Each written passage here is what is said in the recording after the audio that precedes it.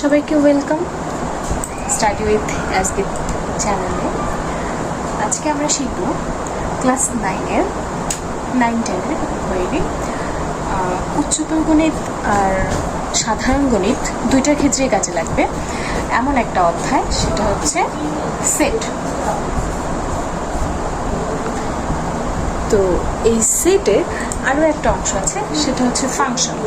তো আমরা আজকে শুধু সেটই করবো।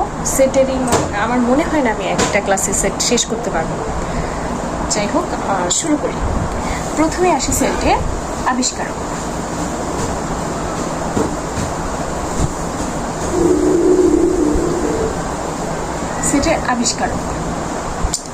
সেটের আবিষ্কারক আমরা জানি জর্জ ক্যান্টর।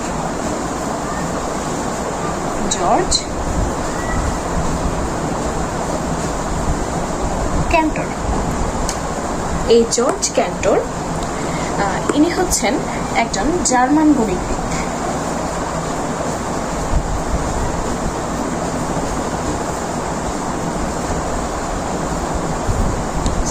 বিদ্যানটা একটু ভুল হয়ে গেছে।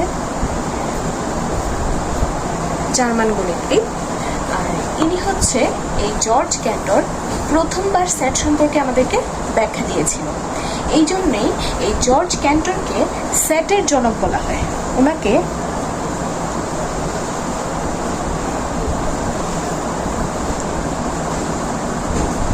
সেটের জনক বলা হয়। জর্জ ক্যান্টর ইনি একজন জার্মান গণিতবিদ। উনি আমাদেরকে সেটের প্রথমবার সেটের ব্যাখ্যা দিয়েছিলেন, যে কারণে ওনাকে বলা হয় সেটের জনক। আচ্ছা, এই জর্জ ক্যান্টরের জন্ম, যদিও আমাদের জন্ম পরীক্ষায় আসবে না, আমাদের জানার জন্য 1845 খ্রিস্টাব্দে।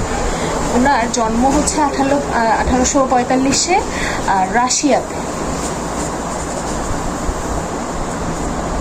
ওনার একটা গল্প আছে, জর্জ ক্যান্টরের একটা গল্প আছে। তারা হচ্ছে 6 ভাই বোন ছিল। এর মধ্যে হচ্ছে এই জর্জ ক্যান্টর সবচেয়ে ছোট। তার বয়স যখন 11 বছর, তখন তার বাবা অনেক অসুস্থ হওয়ার কারণে তার পরিবার জার্মানে চলে গিয়েছিল। এই জন্যই জর্জ ক্যান্টর রাশিয়াতে জন্ম হওয়ার কারণেও তাকে বলা হয় জার্মান গণিতবিদ, কারণ সে বড় হয়েছে জার্মানে 11 বছর বয়সের পর। তার কিছুদিন পরই তার বাবা মারা যায়। জর্জ ক্যান্টর তার বাবার অনেক সম্পত্তি পেয়েছিলেন। ইনি অসীম সেটের এমন ধারণা দিয়েছিল যে ওনার এই তত্ত্বের জন্য পৃথিবীতে আলোড়ন সৃষ্টি হয়। আর এই জর্জ ক্যান্টর জন্ম 1845-এ, আর উনি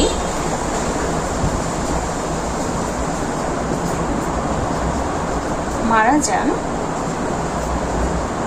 1918-তে। আচ্ছা, আমরা কি শিখলাম?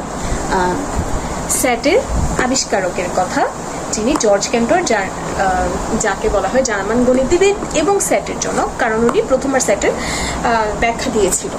আচ্ছা, এখন আমরা শিখব সেট কি। সেট মূলত, আমি গ্লাসটা নিয়ে বসিনি, এই মুহূর্তে আমার কাছে টিস্যু পেপার সামনে নেই, কাগজ দিয়ে মুছে ফেলি আপাতত।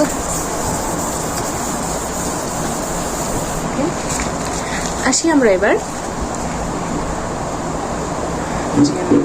সংজ্ঞা। সেটের সংজ্ঞা। সেট বলতে কি বোঝায়?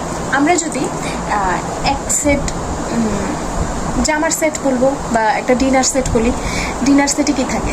একটা কাপ, একটা প্লেট,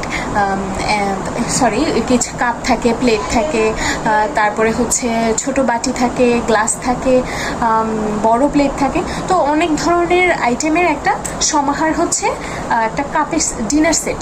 সো ওইখানে সেট বলতে আমরা কি বুঝবো? অনেকগুলো সমাহার হবে, অনেকগুলো বস্তুর সমাহার হবে। আচ্ছা, তাহলে আমরা যদি সেটের অফিসিয়াল একটা সংজ্ঞা দিতে চাই, তাহলে ব্যাপারটা এরকম হবে যে বাস্তব বা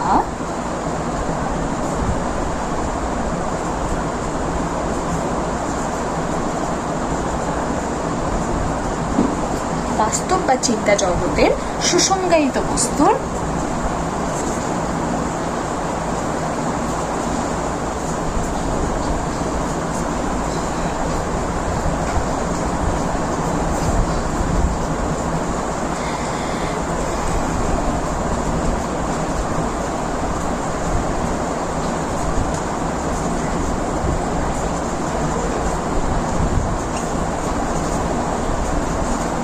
সেট বলে?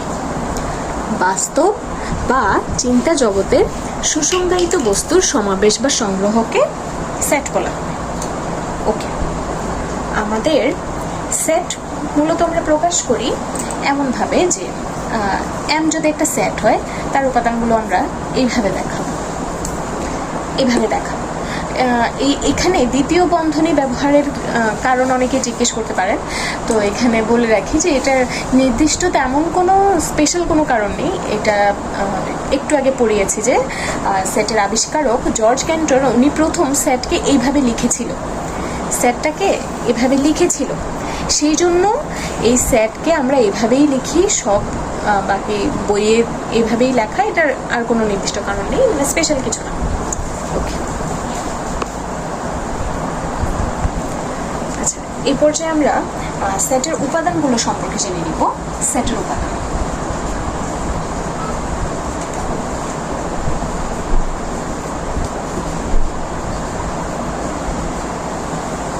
সেটের উপাদানগুলোর মধ্যে আমি খুব শর্টকাটে এটা দেখাবো।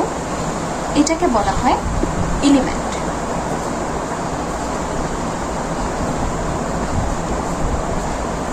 এলিমেন্ট বা আমরা এটাকে বলতে পারি belongs to.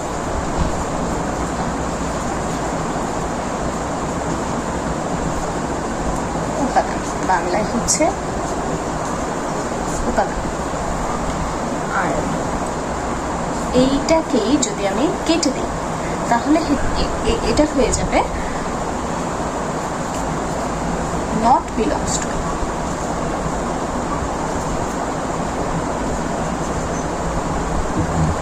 Not belongs to, এটাকে আমরা বলবো বিলংস টু, এটা হচ্ছে নট বিলংস টু। আচ্ছা, তো আমরা এই দুইটার একটা উদাহরণ দেখে নিই যে আমরা যদি এটা আমরা প্রয়োগ করি, তাহলে ধরি এটা এই যে 1 বিলংস টু এ, আমরা এটা দেখলাম, ভেবে নিলাম আর কি নিলাম, তাহলে এটার মানে কি? 1 বিলংস টু এ, এটার মানে হচ্ছে এই 1 এই সংখ্যাটা এ সেটে বিদ্যমান।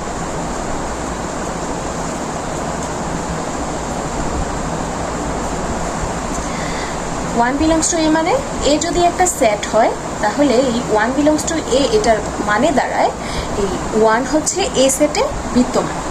আর যদি 1 ইজ নট বিলংস টু এ হয়, এটার মানে হবে এই 1 এ সেটে বিদ্যমান নয়। শেষ, একেবারে ক্লিয়ার কনসেপ্ট। এটার অর্থ আমরা জেনে গেলাম। আমাদের এখানে আরেকটা চিহ্ন আমাদের এখানে আসবে, এই চিহ্নটা এটা আমরা বাংলায় যেন বলি, যেন, আর ইংরেজিতে such that। বাংলায় হচ্ছে যেন আর ইংরেজিতে হচ্ছে such that। তো এই ছিল আমাদের সেটের উপাদানের অংশ। এরপরে আমরা যাব সেট নির্ণয়ের পদ্ধতি। আমরা একটু চলে যাই। আচ্ছা, আমরা চলে আসলাম সেট প্রকাশের পদ্ধতিতে। সেট প্রকাশের পদ্ধতিটা দুই ধরনের, মানে দুইভাবে সেটকে প্রকাশ করা হয়। একটা হচ্ছে সেট গঠন পদ্ধতি, আর একটা হচ্ছে তালিকা পদ্ধতি। সেট গঠন পদ্ধতিটা কি আমরা একটু দেখি। এটা হচ্ছে শর্তাধীন, মানে ধরো আমাকে এখানে একটা সেট এ দিয়ে দিল, সেখানে আচ্ছা আমি গঠন পদ্ধতিটার আগে তালিকা পদ্ধতিটা বোঝাই। এই তালিকা পদ্ধতি হচ্ছে শর্তহীন, এখানে কোনো শর্ত থাকবে না। বি একটা সেট যেখানে 1 3 5 7 9 এই সবগুলো সংখ্যা কিন্তু স্বাভাবিক সংখ্যা এবং বিজোড় সংখ্যা। এরা স্বাভাবিক বিজোড় সংখ্যা, তাই না? সবাই তো আমরা জানি এটুকু, স্বাভাবিক সংখ্যা কি, বেজোড় সংখ্যা কি। তাহলে এই বি হচ্ছে স্বাভাবিক বেজোড় সংখ্যা। আর আমরা যদি এটাকে সেট গঠন পদ্ধতিতে প্রকাশ করতে চাই, বা আমরা সেট গঠন পদ্ধতিতেই যদি এটাকে দেখি, তাহলে এটা হচ্ছে সেট গঠন পদ্ধতি হচ্ছে শর্তাধীন।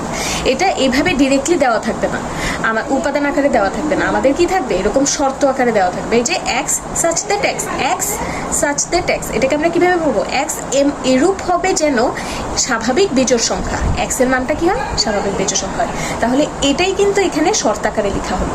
তালিকা পদ্ধতি হচ্ছে শর্তহীন, সেট গঠন পদ্ধতি হচ্ছে শর্তাধীন। ঠিক আছে, আমরা নেক্সট টপিকে যাব।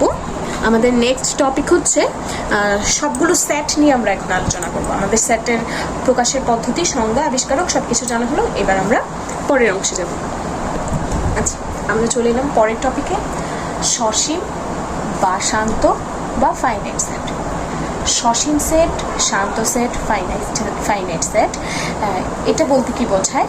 যেই সেটের উপাদানগুলো গণনা করা যাবে, যেই সেটের উপাদানগুলো আমরা গণনা করতে পারবো সেই সেটটাকে বলা হবে সসীম সেট। আমরা তিনটা নাম জানলাম, যে কারণ হচ্ছে যদি কোথাও আমাদের ভিন্ন নামে আসে। তাহলে আমরা একটু উদাহরণে যাই, যে এখানে আমরা যদি এ সেটটাকে দেখি, এখানে দেখতে পাচ্ছি যে এ সেটটা হচ্ছে XYZ, যেখানে এটা কিন্তু সসীম। সসীম আমরা বলতে আমরা এমনিতেও বুঝি যে এটা লিমিটেড, এটা আনলিমিটেড না, যেতে থাকবে না, এটা একটা XYZ পর্যন্ত। এখানে এ সেটের উপাদান এই তিনটেই, এর বেশি আর কিছু না, আমরা যেই তিনটা আমরা দেখতে পাচ্ছি। তারপরে আমরা আবার আরেকটা সেটে আসি, বি সেট। এখানে বি সেটের উপাদান হচ্ছে 1 2 3 আপ টু ডট ডট দিয়েছি, কিন্তু এর শেষের সংখ্যাটাও দিলাম 100। তার মানে এটা কিন্তু লিমিটেড। আমরা দেখে বুঝতে পারছি যে এখানে সংখ্যা সবগুলো না লিখলেও এখানে বি এর উপাদান সংখ্যা হচ্ছে 1 থেকে 100 পর্যন্ত, এর বেশি না। আচ্ছা, গেল আমাদের সসীম সেট। হ্যাঁ, তাহলে আমরা আসি এবার আমাদের অসীম সেট। অসীম সেটের আরেকটা নাম হচ্ছে অনন্ত বা ইনফাইনাইট। আমরা যে নামই আসুক চিনতে পারবো আশা করি। অসীম সেটটার সংজ্ঞাটা আমরা এভাবে দিব যে সেটের উপাদান সংখ্যা গণনা করে শেষ হয় না, গণনা করে শেষ করা যায় না, তাকে বলা হবে অসীম সেট। এটার উদাহরণ যদি আমরা দেখি, আমরা যদি স্বাভাবিক সংখ্যার সেটটা দেখি, এটাকে স্বাভাবিক সংখ্যার সেটকে এই এন দ্বারা প্রকাশ করা হয়। এনের এখানে কিন্তু একটু বোল্ড আছে, আমরা দেখে বুঝতে পারছি। যাই হোক, এবার আসি, স্বাভাবিক সংখ্যার সেট কোত্থেকে শুরু হয়? স্বাভাবিক সংখ্যার কি কোনো শেষ আছে? নাই। আমরা তো সংখ্যার ধারণা পড়ে আসছি ছোট ক্লাসে 6 7-এ, তো আমি আর এগুলো পড়ালাম না। এখানে ন্যাচারাল নাম্বারের যে সেটটা, সেটা দেখতে পাচ্ছি 1 থেকে শুরু হয়েছে, কিন্তু কোথায় শেষ হয়েছে সেটা আমরা জানি না। এখানে সংখ্যা যাচ্ছে তো যাচ্ছি, এখানে আমি ডট ডট দিয়েছি, শেষে কিন্তু কোনো সংখ্যা দিইনি। আগেরটা দেখো, এখানে কিন্তু সংখ্যা আছে একটা 100। তাহলে এটা হচ্ছে লিমিটেড, এটা আনলিমিটেড, এটা চলতে থাকবে, আমরা এটা জানি না এটা কত পর্যন্ত যাবে। তাহলে এটা হচ্ছে আমাদের অসীম সেট। আরেকটা উদাহরণ দেখি, সি যদি একটা সেট হয়, সি সেটের উপাদান 1 2 3 আপ টু চলছে, আমরা জানি না কত পর্যন্ত যায়। যাই হোক, এই ছিল আমাদের সসীম এবং অসীম সেট। আমরা নেক্সট টপিকে যাব, ফাঁকা সেট। আচ্ছা, আমরা আসি এবার ফাঁকা সেট সম্পর্কে জানি। ফাঁকা, এটার ইংরেজি হচ্ছে এমটি সেট, এটাকে আবার নাল সেটও বলা হয়। আচ্ছা, এর সংজ্ঞাটা যদি আমরা দেখি, তাহলে যেই সেটের কোনো উপাদান থাকে না, যেই সেটের কোনো উপাদান থাকে না তাকে বলা হবে ফাঁকা সেট। এটাকে এই ফাই দ্বারা প্রকাশ করা হয়, ফাই দ্বারা। হ্যাঁ, এটাকে ফাই বলা হয়, এটি দ্বারা নাল সেটকে প্রকাশ করা হয়।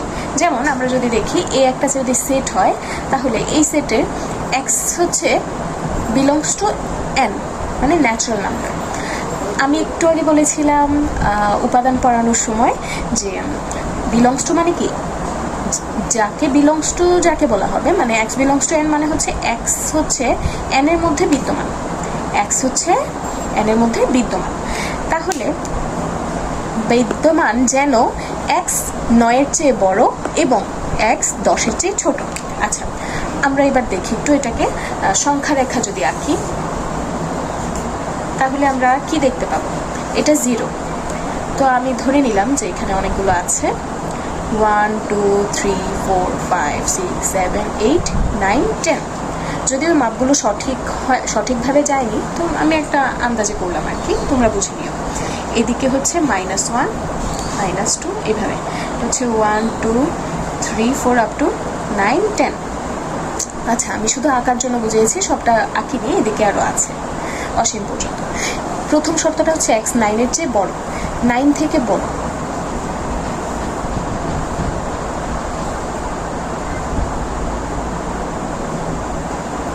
নাইন থেকে বড় মানে এদিকে, এইদিকে যাবে। আর হচ্ছে 10 থেকে ছোট,